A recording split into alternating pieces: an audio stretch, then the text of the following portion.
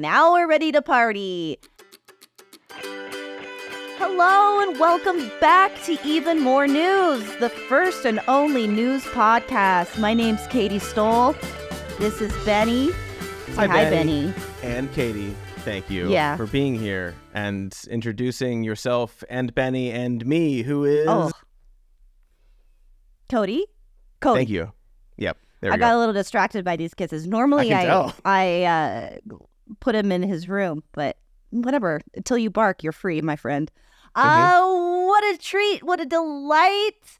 We have such a great guest with us here this week. Return guest, former editor at Cracked and author, new novel. Always got a new novel. This one is called I'm Starting to Worry About This Black Box of Doom. That's right. It's Jason Pargin. Is this the first time I've been on this show on the cusp of an election? Was I ever on here in like fall of 2020? I don't remember having like a discussion about that election, but you were definitely on. Well, when was your last book out? Last year. And then last year probably. Did you have? Well, I guess the big question is, did you have a book coming out in 2020? You know what? I don't know. I would have to go to Amazon and look at the publication dates because I assume it's every year. Starting from it's not, but starting from around March of 2020, time has become meaningless to me. For whatever reason, I understand. I cannot tell if that first day of the pandemic when they came on and stopped that basketball game, I don't know if it feels like yesterday or 200 years ago. I know. It really depends on the day. But also, I feel that way simultaneously. It happened so fast. It could have been yesterday, but it wasn't. But also, it feels like forever ago. I'm a completely different person. Not completely different, but everything feels different. Let me run something by you very quickly because something came up. I was recording Jack's show yesterday. And an extremely upsetting fact came up, which is the fact that in 2016, during that election, the Access Hollywood tape, when that came out and we all thought, oh, this is over, like Trump will have to drop out. That happened on October 7th of that cycle. Okay. Meaning we're not there yet in this cycle is the point I'm making. So like the James Comey letter that actually probably threw the election to Trump, that was on October 20. So I guess the point I'm making is all of the most upsetting things that are going to happen in this cycle probably are coming still on the calendar because it's that final month when all of the Oppo stuff drops, when they, anything people have been holding on to, they hold it for October, the October surprise. Yeah. October surprise season. Because, they know it's the most effective close. So many people don't even, if you don't know who you're going to vote for, you're not going to make that decision until like a week before, 2 days before. But also, the day of. Everything moves so fast and gets spun. And Trump was attempted assassination attempts. We've moved so far past that in such a short period of time. You gotta backload your surprises. And you also closer don't to the election day. Think the things that are going to do X or Y are necessarily going to do that, right? Like the Access Hollywood tape, it was like, oh, that's it.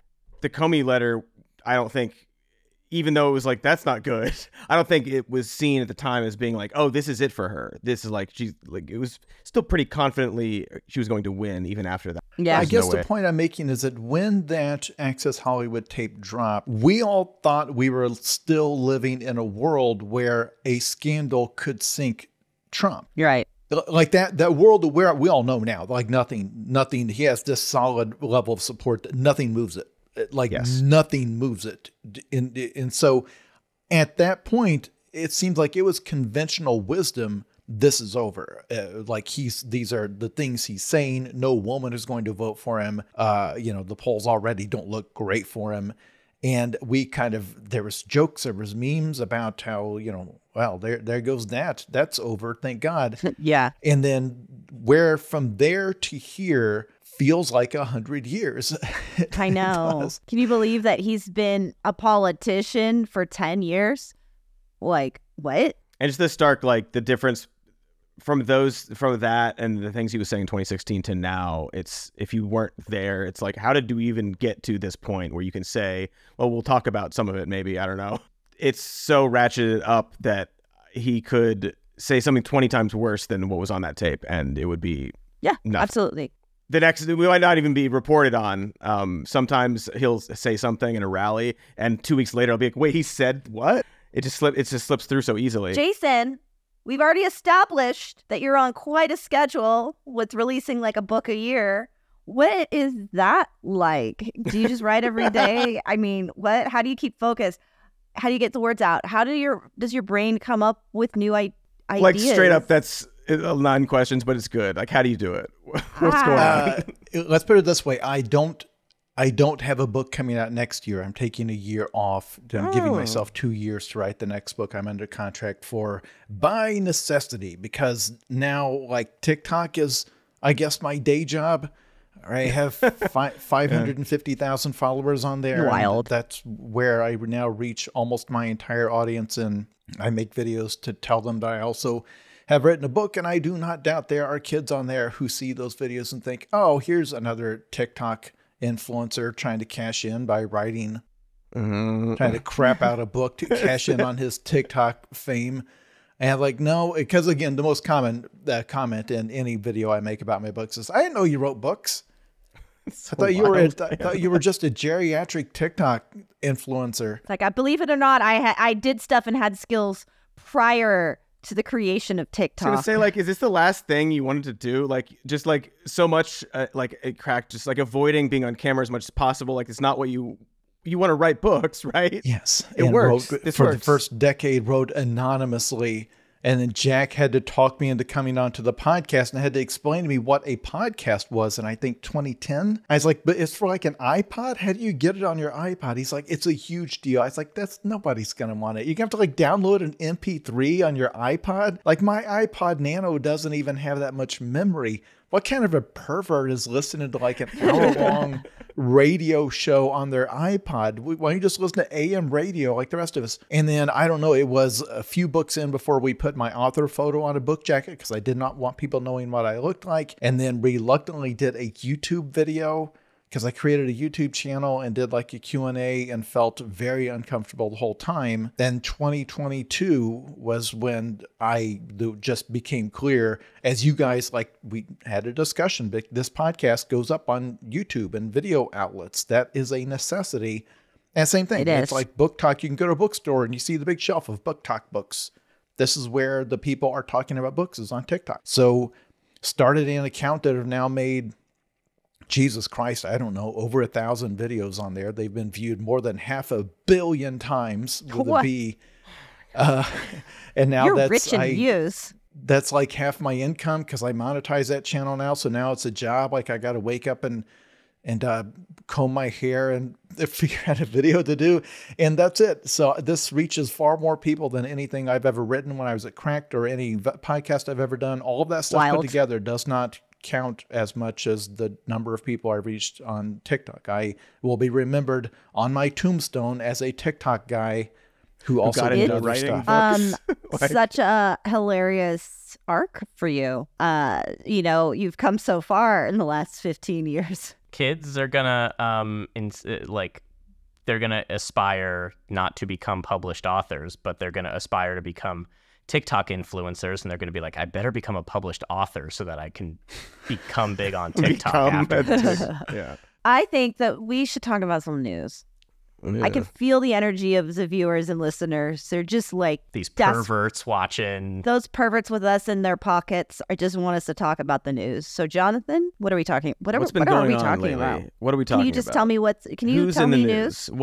Who happens? What is what? News? Webster's defines news as noun, period, : That's a weird definition. Let's talk about I was like, you really got the definition of news up fast. Yeah, Michigan Attorney General Dana Nessel announced a few weeks ago that the state was going to file criminal charges against 9 people who took part in a pro-Palestinian encampment at the University of Michigan in May. These are people who refused to vacate the encampment when ordered to do so by police. Representative Rashida Tlaib, who, as a reminder, is the only Palestinian American in Congress, criticized this decision in an interview with the Detroit Metro Times on September 13th. She gave a bunch of quotes basically talking about how there's many different protests that have happened on college campuses over the years, but that the Attorney General is choosing to prosecute these students, and there must be some kind of anti-Palestinian bias there. And she said the bias was probably due to pressure from the University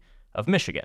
We should read let's read the exact quotes that we're going to be talking about. I think. There are more quotes in the full article, which you can read. And should. But this is the one that people have keyed in on. We've had the right to dissent, the right to protest. We've done it for climate, the immigrant rights movement, for Black lives, and even around issues of injustice among water shutoffs. But it seems that the Attorney General decided if the issue was Palestine, she was going to treat it differently, and that alone speaks volumes about possible biases within the agency she runs. And then a little later in the interview, she says, I think people at the University of Michigan put pressure on her to do this, and she fell for it. You can hear that nowhere in there did she mention that Michigan Attorney General Dana Nessel is Jewish, nor did she suggest that it was because of her Jewishness that she decided to prosecute these students. Not once. A weird freak would have that interpretation, maybe. Like some disingenuous, purposefully being dishonest. At that context. Well, that's what CNN's Jake Tapper and CNN's Dana Bash said. When my co-anchor, Jake Tapper, asked about a Democratic congresswoman's accusation that the state's Jewish attorney general was letting her religion influence her job. But do you think Attorney General Nessel is not doing her job? Because Congresswoman Tlaib is suggesting that she shouldn't be prosecuting these individuals that Nessel says broke the law, and that she's only doing it because she's Jewish and the protesters are not. That's quite an accusation. Do you think it's true? How did he get that from?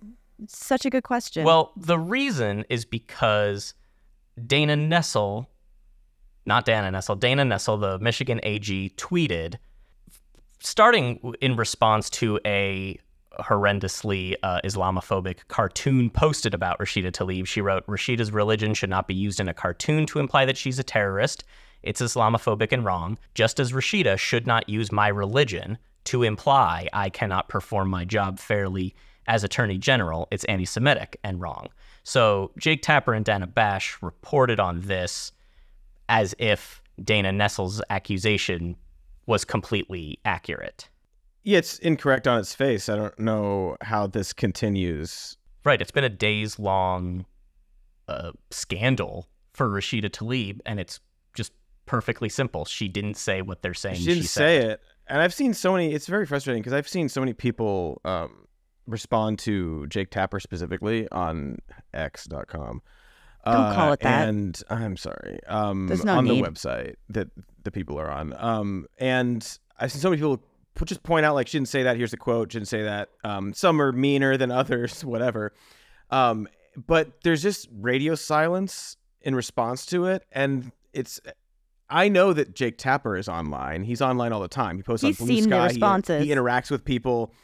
He has seen that. So it's just so frustrating to see something like this happen. And then it's very obviously, whether it's an intentional lie or not, it's just not true. And it's not what was said, but they're just going with it. But is it because of the media's bias toward just conflict? Like that interpretation maximizes conflict, is that all it is? Like he's leaning toward the version of it that's the most, that gets people the angriest? That's an interesting point. But I feel like I've seen Tapper do this kind of thing about Palestine a few times and just sort of like misrepresent some things and not really give full context. So it might just be an Israel-Palestine issue, but that definitely feeds into it. They do want the conflict. Absolutely. And they know that she is a firebrand in Congress. So like she's going to get attention. Whatever the reason. I mean, it's hard to know actual reasons why this stuff happens all the time. One version of it or another. But it's hard to know. I mean, it underscores why people more and more so have a very valid distrust in the media and where they're coming from or why they are choosing to report on things that they do in the way that they do or address it. I don't know what other influences could be behind that, from bosses or just them. I don't know. There was a correction, though. Well, there was a clarification. Sorry. From Dana. Yeah. Yes, from Dana. I just hate saying it like that. I know. The clarification was that Dana Bash read the Rashida Tlaib quote and noted that she didn't specifically reference Nessel's religion, but that Dana Nessel still says she believes it is anti-Semitic and repeated on CNN yesterday that, quote, clearly she's referencing my religion.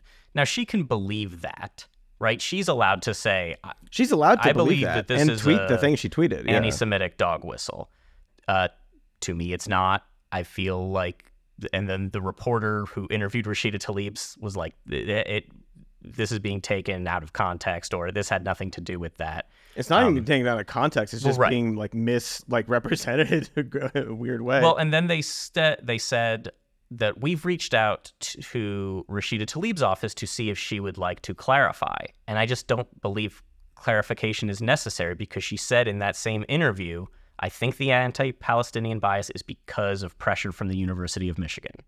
Yeah, it's very clear. There's no clarification necessary. As a reporter, it's weird that Dana's like, well, one person says this opinion about this quote, but she's a human being who can read, and she gives her opinion other times about objective facts and interpretations and the like. It's been almost a year of this war and of this frustrating conversation about what is anti-Semitic and what isn't, and people accusing people of anti-Semitism, and I do not mean to dismiss the fact that there is, we've said lots of times, that there is actual anti-Semitism and that there actually are hateful things being said, and I'm sure that I'm not Jewish, I'm sure that lots of people feel that, but it doesn't help when you misidentify something as such. And Rashida went out of her way to say, I'm sure that this has to do with pressure from the university. She went out of her way to say that. Well, if you would like to see an example of a real act of anti-Semitism, so we can compare and contrast. Okay, that would be helpful, Jonathan. Yeah, because I always have some former presidents making anti-Semitic comments at the ready. Young buck. You're going to tell me he's anti-Semitic? So listen to this. This is him speaking at a anti-Semitism event. This is specifically about not being anti-Semitic. Okay. In my opinion, the Jewish people would have a lot to do with a loss if I'm at 40%. If I'm at 4%, think of it. That means 60% are voting for Kamala, who in particular is a bad Democrat. We need every vote we can get. The current polling has me with Jewish citizens, Jewish people that's supposed to love Israel.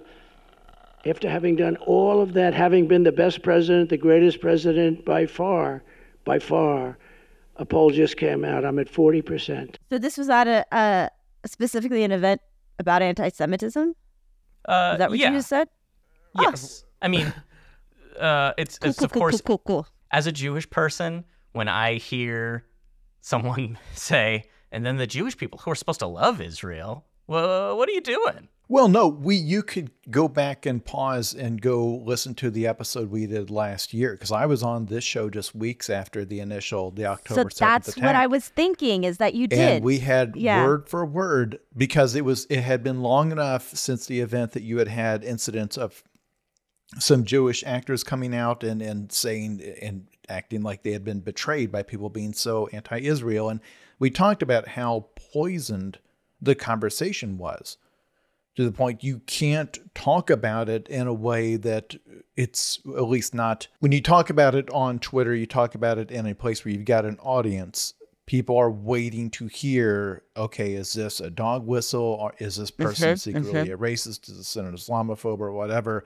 And I try to avoid talking about it entirely, because people are just waiting and listening to, because it is absolutely true. The worst hate mongers are very smart about slipping in references to the Jews without ever saying the word Jew. Yeah. And when they start, if you start to fall down a conspiracy rabbit hole and you keep following it and they start to talk about like international bankers, it's like, oh, I know where this is going. How did I know that they all lead right here, that even the moon landing, somehow they tie that into, well, the certain scientists who worked on rocketry, we know they were, certain type. anytime they is used, basically, they are doing anything. And so, they love this. They love to throw that out there because they know that it spawns this, where now you're looking for it. And so any kind of someone who wants to act in bad faith can say, see, this is a dog whistle. But it's like, well, okay. I don't know. They want it to be, see, when I say they, it's like, well, I know. We're like losing the who they. are you talking about? Lots of people profit from this. This is, Elon Musk does not want Twitter to be a place where people learn accurate information. And then once they've learned, they turn it off. He wants it to be a place where people fight. That's where the money is. And the mainstream media, if you sense a scandal, if you sense a conflict, if you sense, well, technically, yeah, she didn't say the word Jew, but when she says, well, why is it that these protests get shut down and not those? If you follow that down like 6 more steps, she could be, accusing a Jewish conspiracy of doing it. It's like, well, hey, that'll get people yelling. That will get people tuning in. That will get people quote tweeting this tweet. And I think there doesn't have to be a conspiracy. There's no evil person at the top of CNN or whatever. It's like, yes, sow discord to make the money. That's just how you keep your job. This is the stuff that gets people to watch, and the stuff that gets people to watch is the stuff that makes people hate each other. And you don't see that many very productive conversations about this conflict that I can't believe is still going on. Because when we had the discussion, we were thinking in terms of like, there have been many Israeli incursions into Palestine in actions and stuff. And they go and they destroy some stuff and they take out some facilities that they claimed were, sending rockets over the border or whatever. And then they go home and it's over after a few weeks. We were kind of talking about it, or at least I remember us talking about thinking, well, gosh, how long is this going to go through Christmas? Like, and it's like, right. And that was even hard to wrap our mind around. I can't get a sense that there's any kind of settlement or ceasefire on the horizon. I can't believe only escalate. Now, this is in the news because there's now another front opening up. Yeah, because there's the element of the pay attention to the conflict and like, let's fire everybody up. But also with this issue specifically, there is this sort of status quo, like settled, like, no, this is what we as America and American media believe about this issue. And so there is a sort of like, if you're distracted by this, then you're not going to care about what's actually going on. You're not going to like address the actual conflict because we have this fun conflict going on domestic. I mean, that's probably a front of mind thing for some people, maybe not for everybody here. Jason, you're right. There's no sign of this slowing down, and we're going to talk about that next. But I want to just say one thought on this specifically, which is I'm curious if another member of Congress had issued that statement, if we would be having this conversation at all. And so if we're talking about the racism of this statement, I think that you have to also talk about the racism of the interpretation, because it's the only Palestinian American member of Congress. 100%. And she was incredibly reasonable, an incredibly reasonable point. And again, these are students whose lives are just so fundamentally changed. I'm not going to go so far, maybe ruined, but people are young and like you can use this to go into, but like, oof. And that is, of course, not a conversation that anybody is having in any capacity. And I think that is at its core all of it leaves me cold, honestly, but that's part of it. But yeah, speaking of broader escalation, so Jonathan, can you catch us up to speed on the latest that's happening? Thank you. Well, Israel and Lebanon seem closer to all-out war. Following the pager attacks that we talked about last week, Israel has carried out major bombing operations in Lebanon, killing hundreds of people and displacing nearly 100,000. They've teased a potential ground invasion of Lebanon. Hezbollah. Stay tuned. Yeah, they dropped a trailer for a ground war. Great. And Hezbollah fired a missile at Tel Aviv, which Israel shot down, causing only minimal damage. U.S. diplomats say as they've been saying for a long time, say they are trying to broker a short-term ceasefire to avoid a wider war. I don't believe them. I feel like independent of the election, everyone wants this to slow down, and no one wants this kind of broad conflict in the Middle East, except maybe some Republicans for some biblical reason or something. But like, I feel like short-term Republicans would love a war, just through November to make it look like Biden-Harris administration doesn't know what they're doing. Yeah, and depending on how much you trust the reporting of this, is that Netanyahu doesn't want to give Biden this success and would rather give it to Donald Trump. Wait, give who success? Biden. Oh, the president of the United States. The current president. Oh, so yeah. You're not like, I know. I guess I'll look that up. All right. That spooky old ghost we see sometimes. He's on The View recently. You might have seen him around, yeah.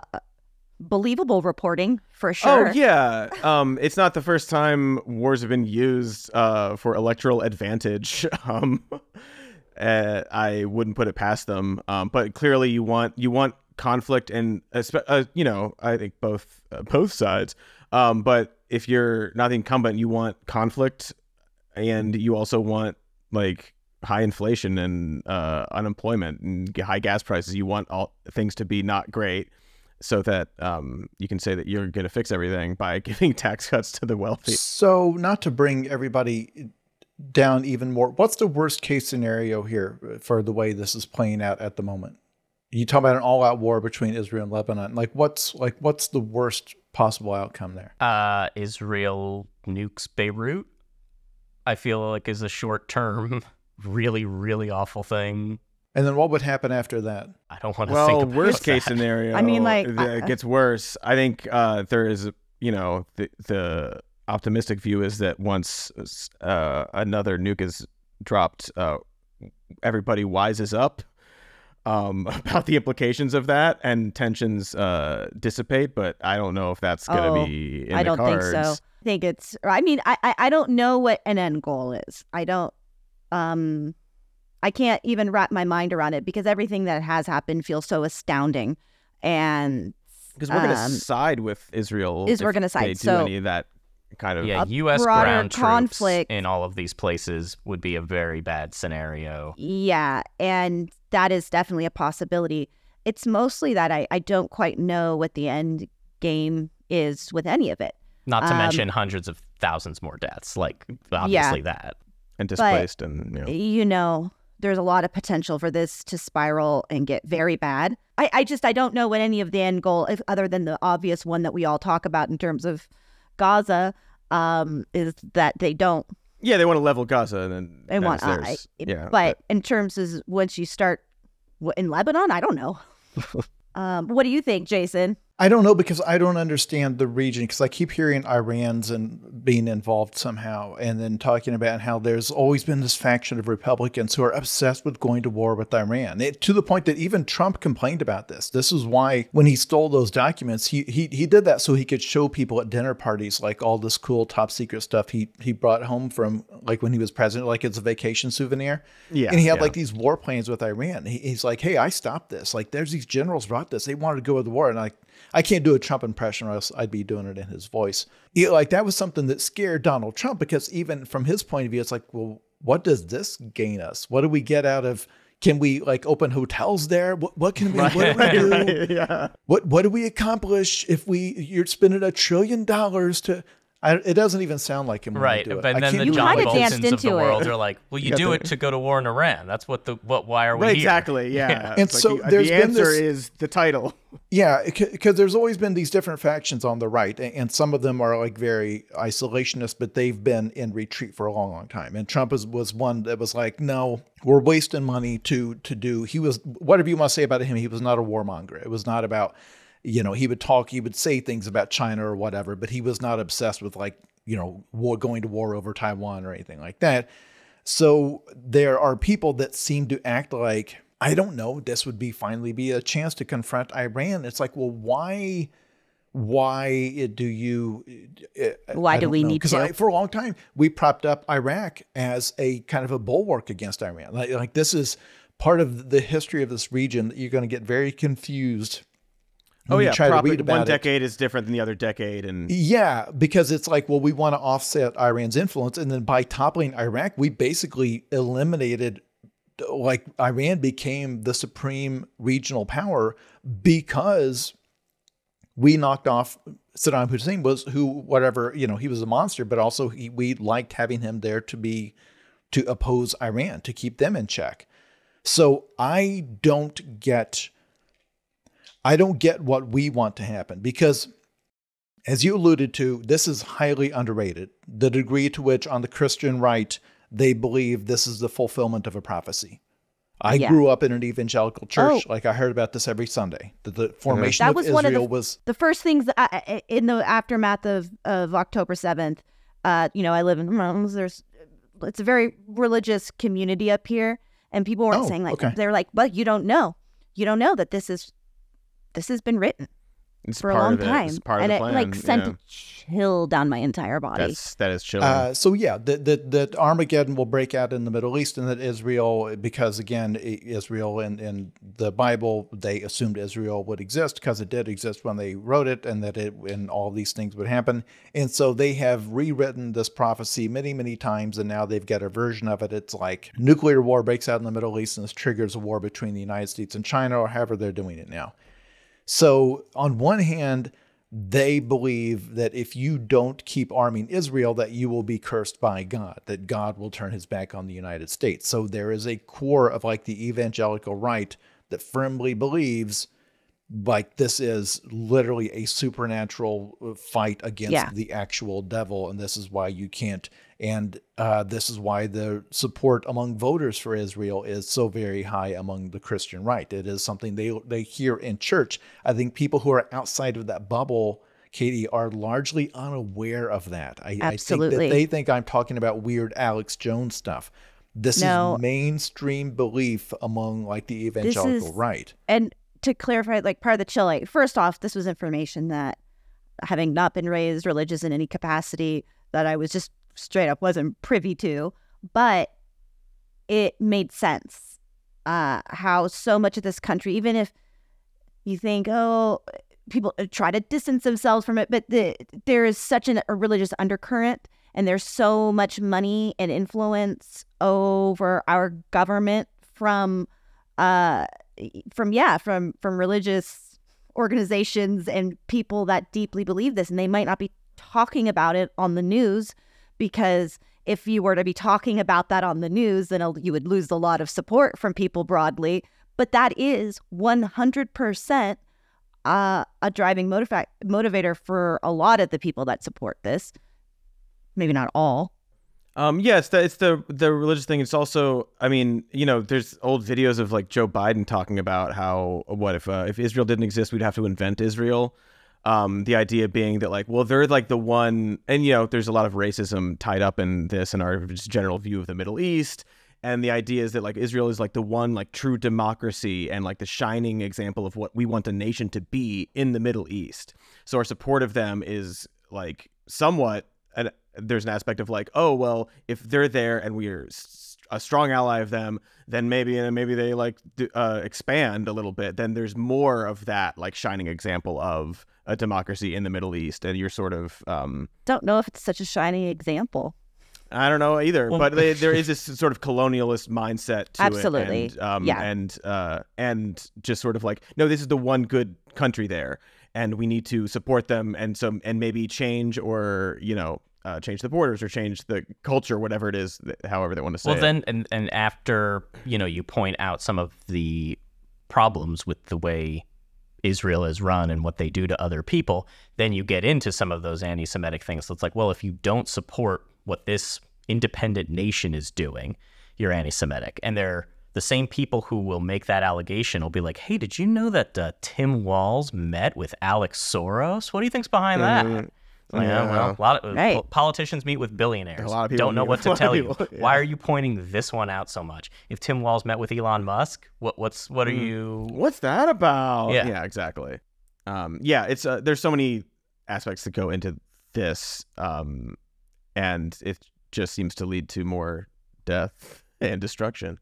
boy, there's lots of bad news that's happened, and we are aware of it. We want to lighten it up just slightly and talk about funny news. It's not. Yeah, it's funny. It's funnier than some of the news we've talked about already. It's funnier than some of the news we're not talking about. We Definitely will talk about it next week. We're just trying to have a nice mix of tone because Jonathan, this is a fun podcast sometimes. Tell us something kind of fun that happened late breaking yesterday. Yeah, well, New York City Mayor Eric Adams was charged with bribery, fraud, and accepting illegal campaign contributions from Turkish nationals. You can't be doing that. Okay, I just want to interject to say that all of these are very serious things, but the funny part is everything around it. Okay, go ahead. It's so funny. Just that first sentence, it kept going. Sorry, keep going. Yeah, well, he took lots of money. He took $100,000 worth of travel benefits like airline tickets and hotel stays and upgrades. He obviously didn't disclose those and tried to create a fake paper trail. And in the indictment, can't be doing that. The indictment was unsealed this morning, and man, there's lots of text messages he shouldn't have sent or deleted. Can't be doing that. When he was asked to. There's text messages like shouldn't we know that when you delete it, you're still sent that text. Well, it's going to be tougher. There's texts like, to be on the safe side, please delete all messages you send me. And Adams responded, always do. And then didn't. And then he did. But so he they have did. those. He did. They have That's them. why they found it. I was like, well, how did they delete? Okay. I guess. The complaint is full of stuff like this, and that is like the 37th most clownish thing he did in this. This is my complaint about the Trump era. I'm used to politics being corrupt. I'm not used to it being such a total, I think you should leave sketch level of clownishness that it feels like these are characters that somebody created. Like everything I read about the details of this guy, it's like this is not a real person that walks the earth. It can't be. It's just incredible. He changed his iPhone password. He changed it from 4 numbers to 6. And then when they asked, everybody had to. He was like, I got to because I don't want my staff to inadvertently delete the contents of my phone. But then when the FBI is like, hey, what's your password here? He's like, I forgot it, man. Okay, that's funny. But I just have to interject to say. Can't be doing that, man. There was a Can't be certain doing point with iPhones that we went from 4-digit to 6-digit to unlock the phone. Is it 6 now? It is Mine 6. Is, but it went from 4 to 6, so that's what I say. Everybody did, but yeah. Anyway. Well, he should have given that excuse. He did not. He should have. He should have given that excuse. But it's baked in. He also, this is worse than even, I mean, it's bad enough taking money from Turkish interests to fund your stuff, but also he used those, what he claimed were individual donations, to get public contributions, because in New York you can get public campaign funding based on how much you raise. And so he used that to get $10 million in public funds for his 2021 mayoral campaign. And this is the guy who's like, we're going to kill you if you hop the subway turnstile. We got to close the libraries. Sorry, there's no done so money. much for that city. I thought he was a centrist hero sent to save the Democrats from themselves by being a reasonable crime-stopping hero. Did that not pan out? Didn't materialize. These I love you messages. You're my best friend. Oh, yeah, I know. I want to cuddle you at night. Messages are so good. You are great, Eric. We are so happy to hear that. You are a true friend of prayer hands. You are a true friend of Turkey. Adams replied, yes, even more a true friend of yours. You are my brother. I am here to help. HEAR, it's fine. And then the Turkish official, you are such a friend. More prayer hands. Prayer hands. This sounds like a real love affair they're having. It's like when Trump and Kim Jong-un were sending love letters to each other. I got to fact check you on that one, Cody. It was only Trump who described them as love letters. So they weren't necessarily love letters. They were described as love letters by one of the guys who was sending the letters. Sorry. There's so many stories like this. Our Supreme Court is riddled with people accepting things and not gifts and travel and other benefits and not disclosing them. You know, I wish we could dig this deep into everyone. Yeah, the funny part about this case is not the crimes. It's that when it's everything in this complaint that people are sharing snippets of on social media. And each bit it's like something out of a Coen Brothers movie where an assistant's like, now, they offered this money, but of course that would be illegal. And then he like replies, "No, take it. Let's do the crime. Yeah. Let's do it. Just remember to delete all these messages. Just like, I don't think safe. you'll accept it. It's like, we'll get away with it.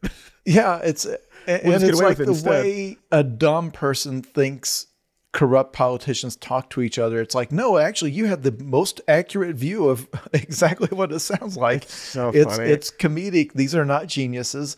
They're very easy to catch if you just try.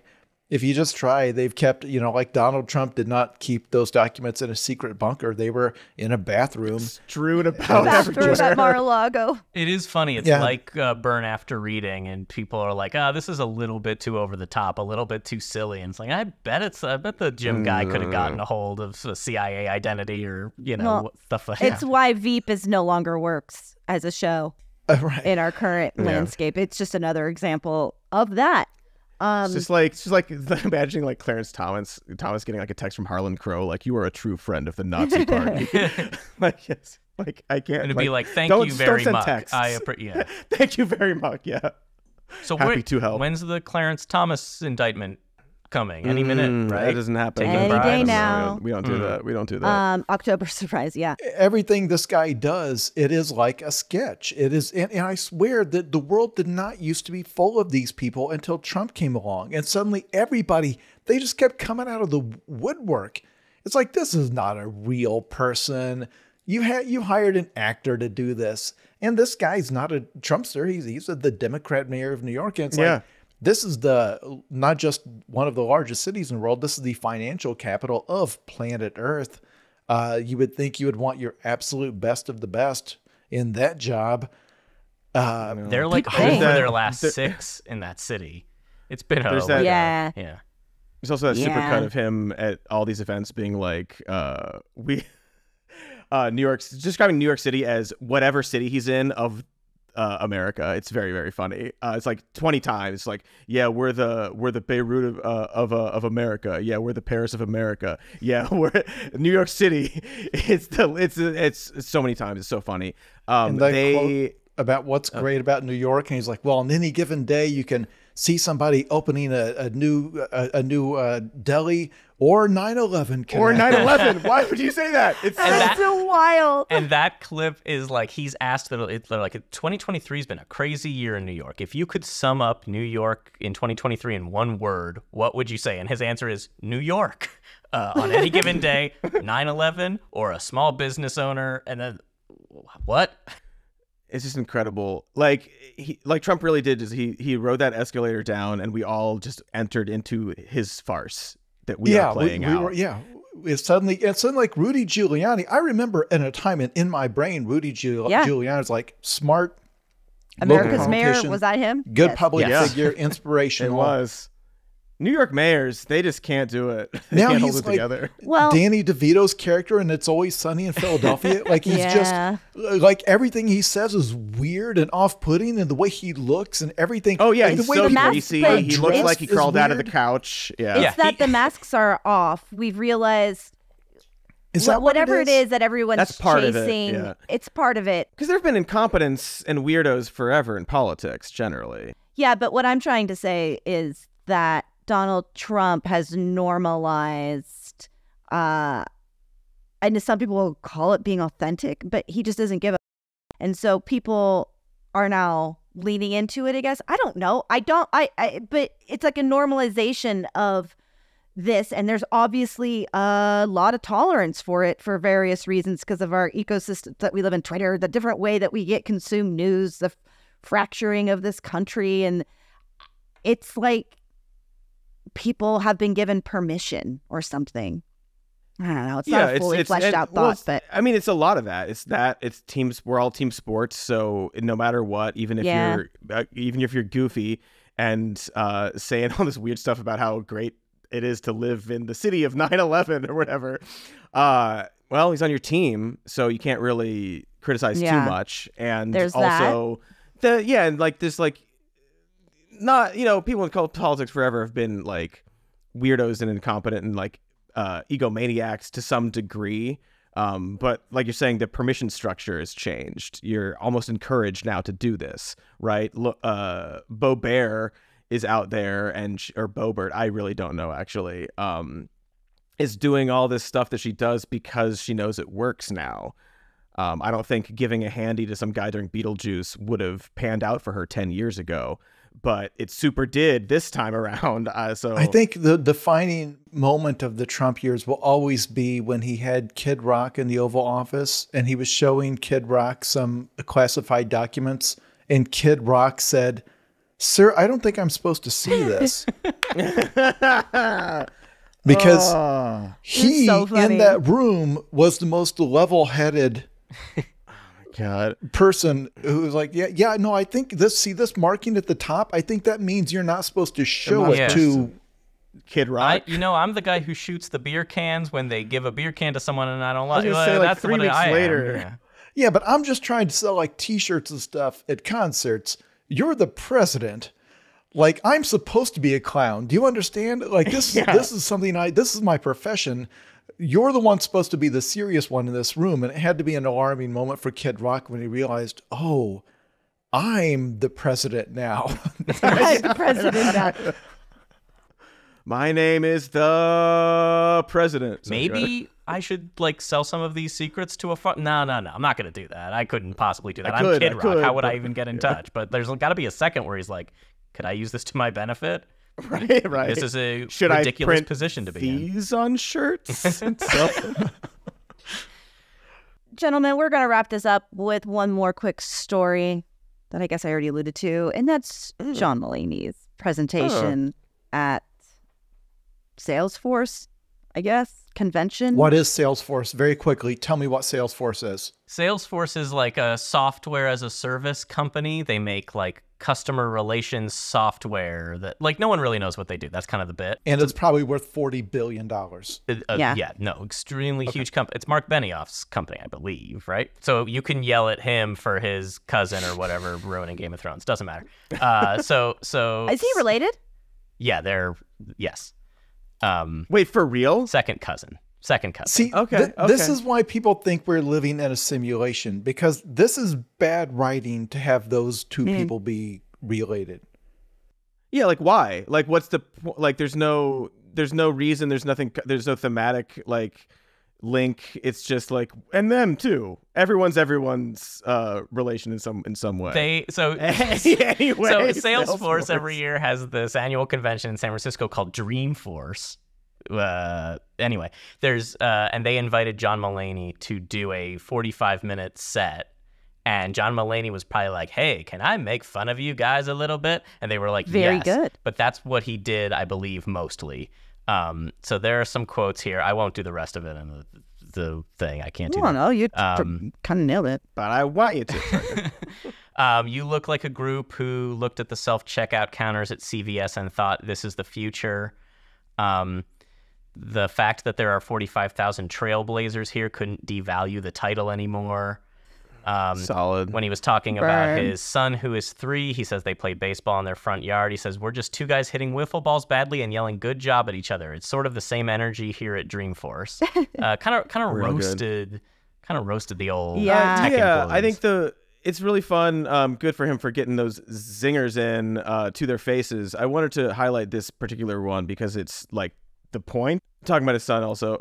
For the world, he wanted to thank everybody at the conference for the world you're creating for my son, where he will never talk to an actual human again. Instead, a little cartoon Einstein will pop up and give him a sort of good answer and probably refer him to another chatbot. Yeah. That is them, and that is the problem, and I'm glad he said that, even though it won't like penetrate their whatever shield they've put up to make themselves think that they're changing the world for the better.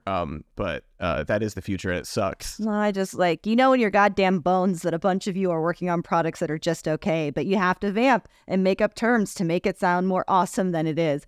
You just didn't hold back. I like it. I like it. Good job, John. When we were working at the Crack days in the final months and years, you would get like a company-wide email because I worked remotely, And it would always be something like, all right, it's Friday evening. Everybody needs to remember, are you logged out of Florpo?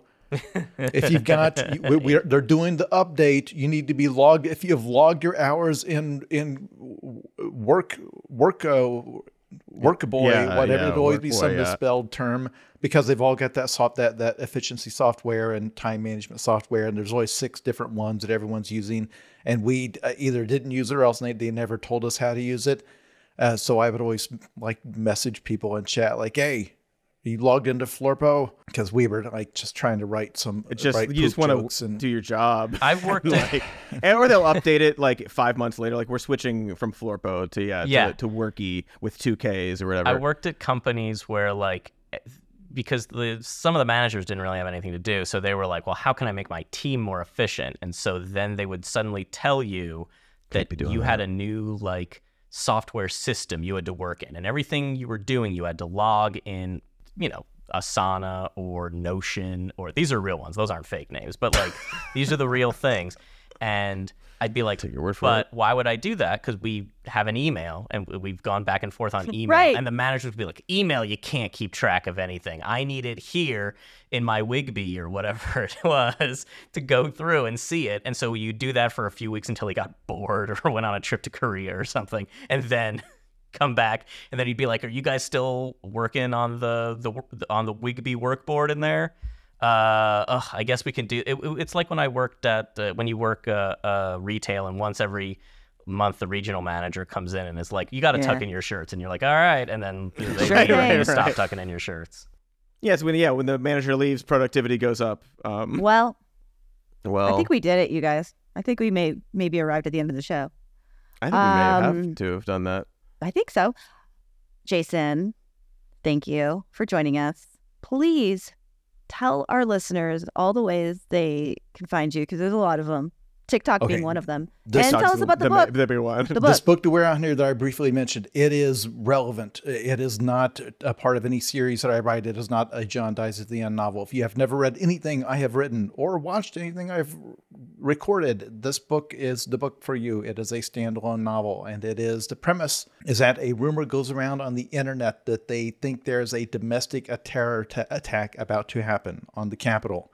And they think that the authorities are not taking it seriously. So a bunch of people on Reddit and Twitter and elsewhere are trying to follow this in real time and see if they can put a stop to it. And that goes exactly as badly as you would expect. If you have ever tried to follow, seems like they shouldn't do that. Yeah. If you have ever tried to follow a breaking news story on Twitter, like when Trump was assassinated, and you see the avalanche of rumors and lies and hoaxes, and you're trying to sort through it because you want to know what's going to happen. You want to know what is the future of the world's going to be. And so you're refreshing, and there's all this garbage, and you're trying to sort through it. This book is that.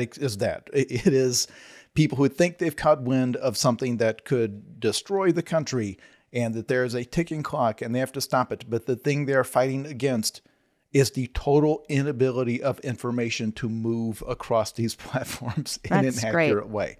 So it is probably very stressful to read, but also extremely ridiculous, because it is a dark satire set around this ticking clock. I'm definitely going to read this. And it's called I'm Starting to Worry About This Black Box of Doom. Do you ever turn in a novel that's called like The Box, and they're like, no, you have a way of titling your books and we need you to do your thing? You got to do the thing, yeah. We went through a lot of titles for this because, see, you're not supposed to have the title of your book be like 25 words long. That's actually not. They discourage It's a rule in publishing that the good titles are like 2 words. Twilight, like what, 1 word, even better. It, you look at Stephen King novels, Salem's Lot, Misery, 1 word. That's what you're supposed to do. But I think they ran out of word. So I have this thing where my book titles tend to be an entire statement, and then it's a nightmare for the graphic designer. I think they made a beautiful cover for this, but you can see where they're struggling to fit all the words on. Yeah. That all is the my words fault. in. Not theirs. So the next book, I have made it a resolution. I'm going to try to give it a short, punchy title. We'll see. We'll see. But it's also kind of your thing. We have you saying that out loud on record. Yeah, you're on so record. Well, hopefully you come back before that, because apparently it's going to be a couple years. But we will remember fall this. 2026, God willing. But yeah, no, there's no rule that says I can only come on this show when I have a book. It's just there's no law that says that. Good to know. All right, the way it pans out. There's no law. It's strongly suggested, but we can break that. I will come back after the Israel thing is over. I don't want to talk about that again. Once there's peace in the Middle East, I'll come back. Okay. Well, bye, Jason. It's been nice knowing you. I guess. Thank you, listeners and viewers. Like, subscribe. Oh, yeah, comments help, right? Whatever. I guess. Thank you for listening. Thank you for watching. You're great. And we love you very much. Very much.